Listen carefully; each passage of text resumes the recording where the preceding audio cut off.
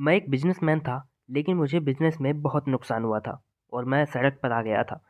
एक दिन मैं रोड पर ठेला लगाए हुए बैठा था कि अचानक एक बड़ी-सी गाड़ी से एक बूढ़ी औरत उतरी और मेरे सामने हाथ जोड़कर बोली, "मैं तुम्हें इतने सालों से ढूँढ रही हूँ। प्लीज़ मेरी बेटी से शादी कर लो, बदले में मेरी सारी दौलत ले लो।" मुझे लगा शायद मेरी किस्मत फिर से बदलने वाली है। मैं उसके साथ चला गया और वह मुझे एक आलीशान बंगले में ले आई। लेकिन जैसे ही मैं कमरे में दाखिल हुआ, तो सामने देखते ही जैसे मेरे सर पर आसमान टूट पड़ा हो, क्योंकि मेरे सामने मैं फलों का ठेला लगाए हुए खड़ा था। मेरे आसपास की बहुत सी गाड़ियां तेज रफ्तार से गुजर रही थी। मैं हर एक चीज़ को बड़ी हसरत से देख रहा था। कभी मैं भी इन अमीर लोगों जैसा हुआ करता था। कभी कभी मैं भी अपनी गाड़ियों में घुमा करता था। मगर अब यह हालात थे कि मेरा सब कुछ लूट चुका था। इसका कसूरवार कोई और नहीं, बल्कि मेरा बहुत करीबी दोस्त था, जिसने मेरे साथ इतना बड़ा धोखा किया था। हुआ कुछ यूँ था कि मैं बहुत ही अमीर माँ-बाप की औलाद था। ऊपर वाले का दिया हुआ मेरे पास सब कुछ था। मेरे डैड ने पहले से ही मेरे लिए जायदाद के अंबार लगाए हुए थे। मगर मेरे दिल में यह चाह पैदा हो गई थी कि मैं अपना खुद का भी नाम बड़ा करूं। मैं कोई ऐसा काम करूं कि लोग मान जाएं कि सेठ यादव तो था ही बहुत काबिल, पर उसका बेटा भी किसी से कम नहीं।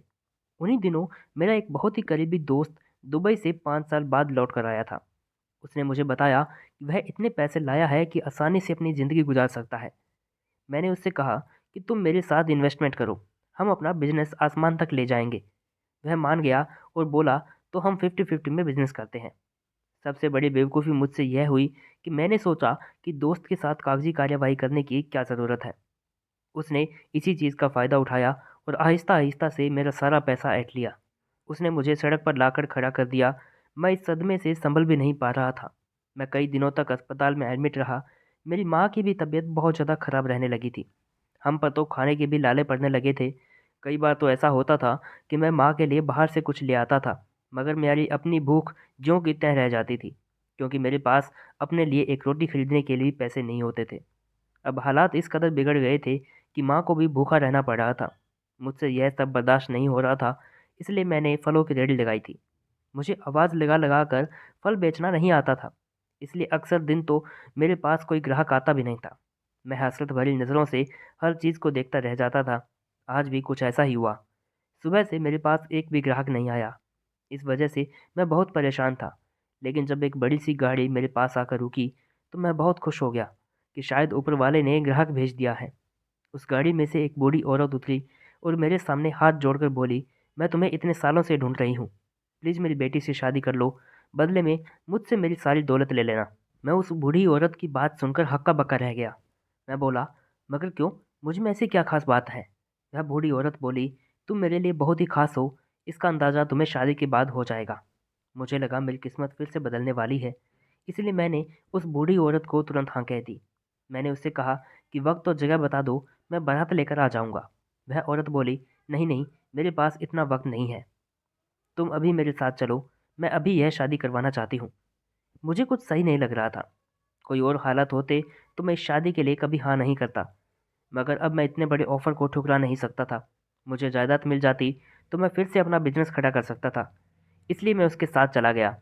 जब वह मुझे एक आलीशान महल में लाई और फिर शादी के कागजात पर साइन करवाने के बाद वह मुझसे कहने लगी, "तुम अपनी पत्नी के पास कमरे में जाओ।"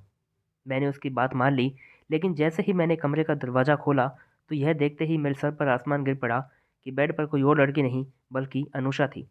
हम दोनों कॉलेज में एक साथ पढ़ते थे। मैं उसके हुस्न से बहुत खुश था, मगर वह मेरे जाल में फंसती भी नहीं थी। फिर मैंने उसे मोहब्बत के जाल में फंसा लिया था, उसके साथ जीने मरने की कस्में खाई थी। फिर जब उससे दिल भर गया, तो मैं बोला, "हम दोनों के स्टेटस में बहुत फ़र्क है, तुम मेरे आगे कुछ भी नहीं।" मेरी बात सुनकर वह रोने लगी थी। मैं एकदम चौंक गया और बोला, "अनुषा, यह सब क्या है?" वह आज भी रो रही थी और कहने लगी, "तुमने तो मुझे छोड़ दिया था, मगर मैंने तुम्हारी मोहब्बत को दिल से कभी नहीं भुलाया था।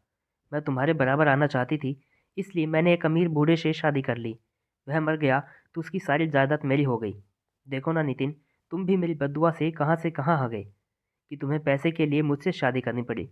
लेकिन नितिन, मैंने यह शादी तुम्हें नीचा दिखाने के लिए नहीं की, बल्कि मैं सच में तुमसे बहुत मोहब्बत करती हूँ। मेरी सारी जायदाद ले लो, मगर मुझे अपना लो।" मैं रोने लगा था और हाथ जोड़कर उससे माफ़ी मांगी, तो उसने मुझे माफ़ कर दिया और फिर हमने एक खूबसूरत ज़िंदगी की शुरुआत कर दी। और आज हम दोनों एक खुशहाल ज़िंदगी बसर कर रहे हैं। तो दोस्तों, ये थी हमारी आज की कहानी।